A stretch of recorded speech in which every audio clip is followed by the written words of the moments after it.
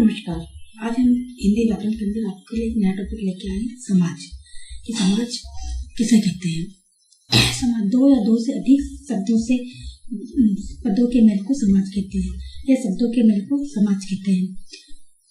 मतलब उसमें दो या दो से अधिक एक शब्द भी हो सकता है, दो शब्द भी हो सकता है, तीन शब्द भी उसमें हो सकते हैं। जब दो शब्द आपस में जुड़ते हैं तो उसे हम समाज कहते हैं। समाज में हमारे इसके उदाहरण है। समाज में पहला है राजपुत्र। तो राज अलग है और पुत्र अलग है। तो इसमें दो शब्द आपस में है कि राज अलग शब्द है और पुत्र अलग शब्द है। जब इसको आपस में जोड़ते हैं तो उसे हम राजपुत्र कहते हैं। इसी प्रकार पाप और पुण्य, पाप अलग शब्द है और पुण्य अलग शब्द है।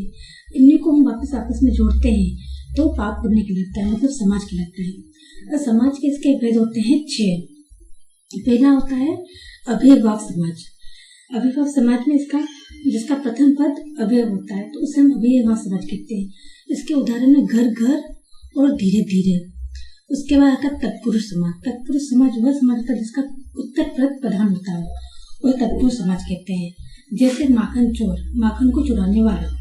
ईश्वर दत्त, ईश्वर के द्वारा। इसका आगे है समाज कर्मधारय समाज। कर्मधारय मतलब जिस समाज से विशेषण और विशेष भाग अथवा उपमेय है उपमान भाव होता है, उसे हम कर्मधारय समाज कहते हैं। इसके उदाहरण है पित्तवशन और चंद्रमुख, अर्थात चंद्रमा के समान मुख।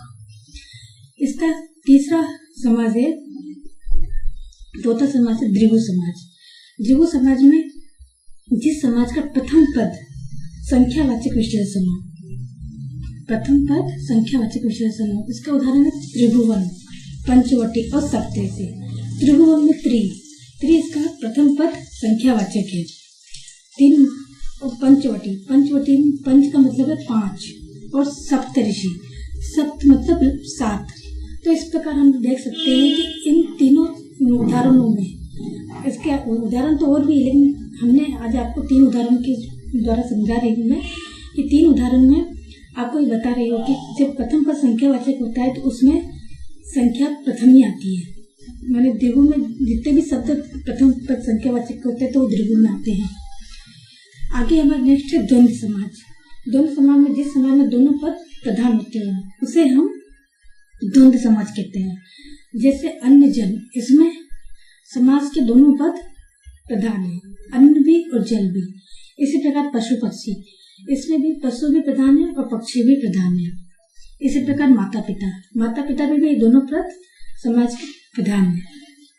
इसका आगे वाला समाज है बहुव्रीहि समाज। बहुव्रीहि समाज में जिस समाज में अन्न पद प्रधान होता है, अन्न पद मतलब दूसरा पद प्रधान होता है। इसके उदाहरण दशानन और चतुरानन। दशानन मतलब 10 मुख वाला, जैसे रावण। चतुरानन मतलब 4 मुख वाला, तब ब्रह्मा जी। इसी प्रकार अभी हमने आपको समाज की डेफिनेशन पढ़ाई है कि समाज होता क्या है, समाज के उदाहरण, समाज के भेद, कि समाज आखिर होता क्या है। अब हम आपको इसी प्रकार से संधि में हम संधि एवं संधि विच्छेद लेंगे। संधि में हमारे आता है, संधि का शाब्दिक अर्थ मेल और मिलाप, अर्थात जब दोनों घटक आपस में मिलते हैं तो उसे हम संधि कहते हैं। इनमें इतनी भी जगह नहीं होती कि हम इसको अलग कर सके। और जब इसका विच्छेद किया जाता है तो ये ध्वनियों के बीच होता है। संधि जो होता है ध्वनियों के बीच होता है, न कि शब्दों के बीच। जब इसका संधि विच्छेद हम करते हैं तो इसका उदाहरण है हिम प्लस आले, तो इसका संधि विच्छेद हुआ। और जब इसको हम आपस में वापस मिलाते हैं तो बराबर हिमालय रहता है। इस प्रकार हम देखते हैं कि संधि जब आपस में मिलते हैं, मेल मिलाप को हम संधि कहते हैं। और जब उसका हम अलग करते हैं संधि को तो उसे विच्छेद कहते हैं। तो इसमें हिम प्लस आले तो संधि विच्छेद होता है, और जब हम इसको जोड़ते हैं हिमालय बन जाता है तो वो संधि कहलाती है। अब इसके संधि के भेद होते हैं। भेद इसके पहला है महाप्राणीकरण तथा अल्प प्राणीकरण। महाप्राणीकरण और तथा अंत प्राणीकरण। महाप्राणीकरण में क्या होता है, शब्द के अंत में अल्प प्राण ध्वनि के आगे यदि ह ध्वनि हो तो अल्प प्राण ध्वनि महाप्राण हो जाती है। ये इसके डेफिनेशन है। और अल्प प्राणीकरण में कभी कभी पहले शब्द की अंतिम महाप्राण ध्वनि का अल्प प्राणीकरण हो जाता है, जिसे महाप्राणीकरण तथा अल्प प्राणीकरण कहते हैं। इसी प्रकार से हमारा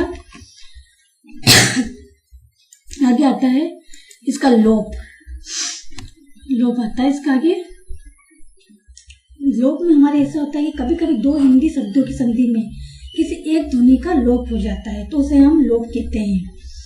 वहां पे है जैसे उदाहरण है यहाँ प्लस ही बराबर यही, तो ये इसका उदाहरण है।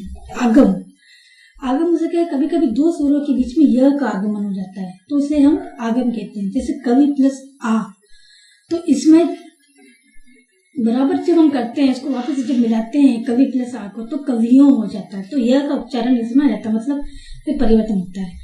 अब चौथा हमारा है इसका भेद हस्वीकरण। इसके दो भेद होते हैं हस्वीकरण के, मध्य स्वर का हस्वीकरण और अन्य स्वर का हस्वीकरण। तो हस्वीकरण पहले होता है क्या, सामाजिक पदों में पूर्व पद का दीर्घ स्वर प्राय हस्व हो जाता है तो उसे हम हस्वीकरण कहते हैं। उसके दो भेद, इसके मध्य स्वर का हस्वीकरण और अन्य स्वर का हस्वीकरण। मध्य स्वर के हस्वीकरण में आम प्लस चूर बराबर अमचूर, तो ये इसका उदाहरण है, मतलब अमचूर जो आम से बना होता है। इसी प्रकार हमारा अन्य स्वर का हस्वीकरण में आता है बहु प्लस ए बहु ए, तो ये इसका उदाहरण है। आगे हम इसी प्रकार से देखते हैं। पांचवा हमारा इसका भेद आता है हिंदी के अनुसार। ये भी जो हम पढ़ रहे हैं इसके भेद, अभी संधि के भेद पढ़ रहे हैं, ये सब हिंदी के अनुसार इसके भेद या नियम दे रखे हैं। अब सादृशीकरण, दो भिन्न ध्वनियां जब एक रूप हो जाती है तो उसे हम सादृशीकरण कहते हैं। जैसे पात प्लस द्वार पौधार। इसी प्रकार आगे है हमारा छठा स्वर परिवर्तन। स्वर परिवर्तन में हमारा आता है जो विशेष रूप से सामाजिक पदों में होता है। जैसे पानी प्लस गाठ, तो पानी प्लस गाठ को जब हम आपस में मिलाते हैं वापिस तो पनगढ़ बन जाता है। इसी प्रकार इसका स्वर परिवर्तित हो जाता है। आगे है हमारे इसके संधि के वो तीन नियम या भेद जो संस्कृत के अनुसार आए हैं। अभी तो हमने हिंदी के अनुसार ये नियम पढ़े, अब संस्कृत के अनुसार इसके नियम या भेद होते हैं। इसके तीन भेद होते हैं, स्वर संधि, व्यंजन संधि और विसर्ग संधि। तो स्वर संधि में हमारे आएगा, स्वर संधि में हमारे आता है जहां एक स्वर का दूसरे स्वर के मेल होने पर जो परिवर्तन होता है उसे स्वर संधि कहते हैं। इसके 5 उदाहरण दे, 5 भेद होते हैं इसके, दीर्घ संधि, गुण संधि, वृत्तीय हस्व संधि, यण संधि और अयाधि संधि। ये इसके 5 भेद होते हैं। अब हमारे आता है नेक्स्ट व्यंजन संधि।